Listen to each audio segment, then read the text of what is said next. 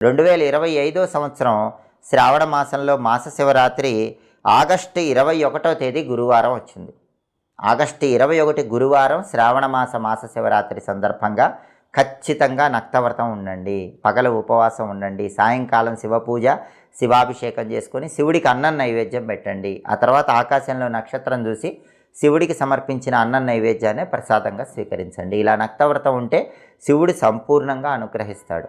అలాగే శ్రావణ మాస శివరాత్రి సందర్భంగా శివుడికి అభిషేకం చేసే వాళ్ళు ఎవరైనా సరే దర్భ జలాలతో అభిషేకం చేయండి. కుశలు అంటే దర్భలు నీళ్ళల్లో వేసి ఆ నీళ్ళతో అభిషేకం చేస్తే శివుడు తొందరగా అనుగ్రహిస్తాడు. ఈ శ్రావణ మాస శివరాత్రి రోజు శివుడికి అభిషేకం చేసేటప్పుడు అందరూ కూడా 3 మంత్రాలు తప్పకుండా చదువుకోండి.